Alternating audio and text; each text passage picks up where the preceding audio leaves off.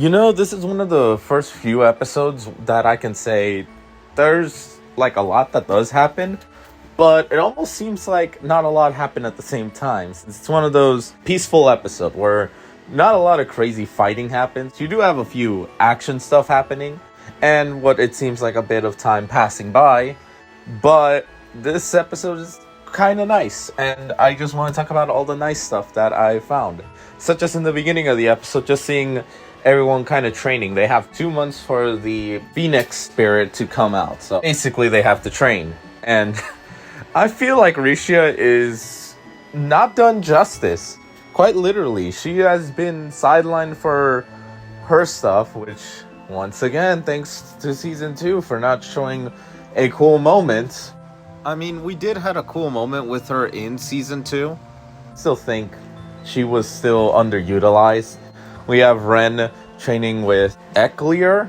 I finally got that damn name. Eklier. And it's kind of nice. He's basically learning true swordsman techniques. And lastly, Naofumi is basically taking care of the village. We got to see a lot of niceness, as well as the twins training with each other.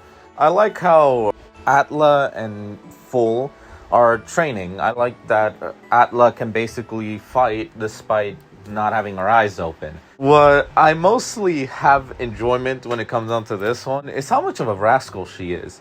Considering this, she is shown to be a nice girl, but the moment she has a chance, she ties her brother up and goes to sleep with Naofumi, which quite clearly he doesn't like. And at this point, he's just kind of over it. But I like how her mischievousness to want to be close with Naofumi is just casting Raphtalia to get jealous, which isn't the only character who gets jealous over Naofumi, since we do have a different plot line with Windia showing that she has content against the sword hero, but that is kind of explained later on since it's related to a certain dragon. But there's also another character that's also related to this whole ordeal, Raphtalia and Thereya. I'm just gonna go with what she says, Rat. So Miss Rat here basically has the whole crazy scientist vibes. She scares the shit out of Filo, which is kind of funny. And yeah, they basically find a chest that Siltveld sent them that has a dragon egg, which is connected to Windia's plotline. Basically, they're all taking care of the egg. It eventually hatches into a dragon baby, which is also another thing that happens throughout the episode, is going back to Cine. Basically, she's creating these dolls, I believe, so they can translate, since we do see that whenever she speaks, some words are completely weirded out, and it helps her translate. But it's nice that Naofumi is able to trust her more. Ren is clearly falling in love with Eklier, and once the dragon hatches, it is clear to everyone that Filo is going to have the most trouble with this dragon, since Filolials and dragons do not get along at all.